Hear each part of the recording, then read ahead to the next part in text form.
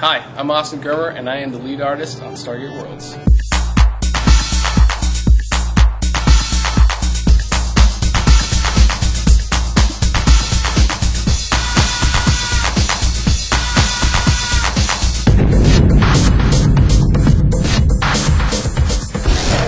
As lead artist, one of the main things I do is just kind of planning, making sure that everything that we're going to need for this milestone, that we've got it planned out.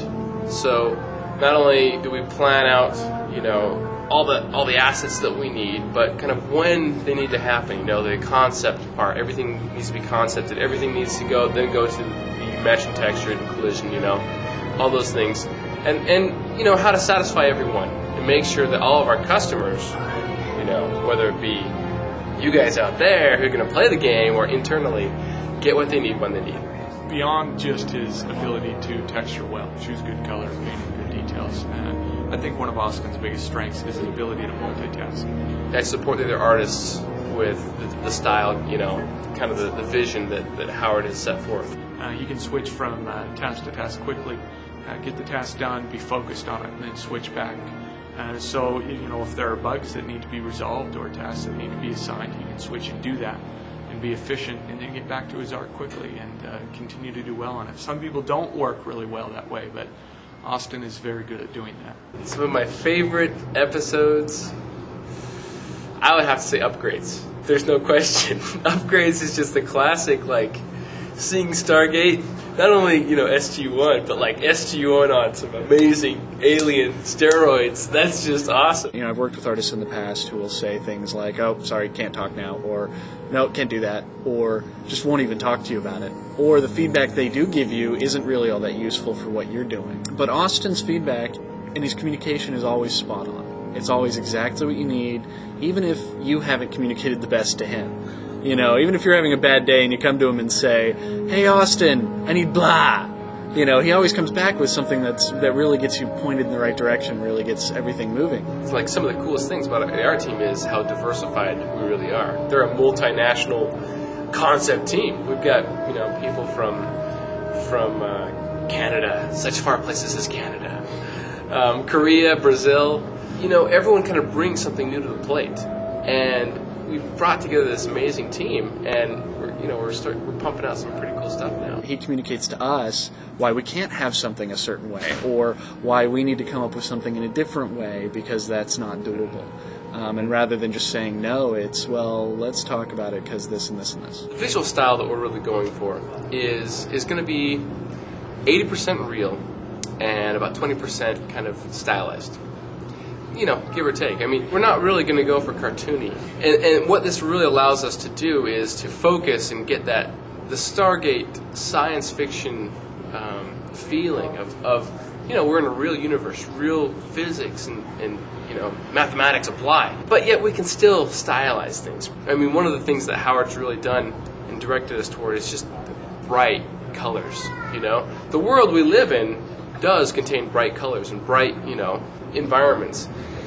But it's always funner to just tweak that, just push that a little bit. So that's kind of one of the things that we're doing is pushing some of those colors. It's sci-fi. We're going to push some of the envelope a little bit. We were designing this interior of this prison, and prisons, you got to have a toilet in the prison. That's just one of the drop-dead things you need. Some of the concept guys did this toilet that was classic, iconic toilet, the screen toilet, and I was like, awesome. I was so glad they didn't just, do one of the steel prison toilets, because that, would have been too easy.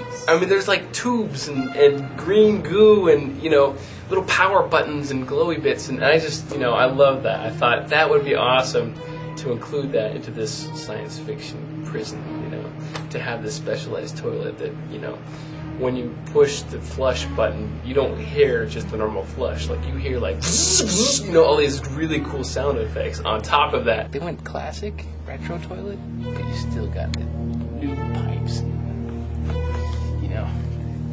extra thingamajigs who hear, that you don't really want to know what that thing does. You don't really want to know, but you're glad it's there. Just taking a little idea like a toilet, and just taking it to the next step, bringing it up and making it, exciting. the toilet.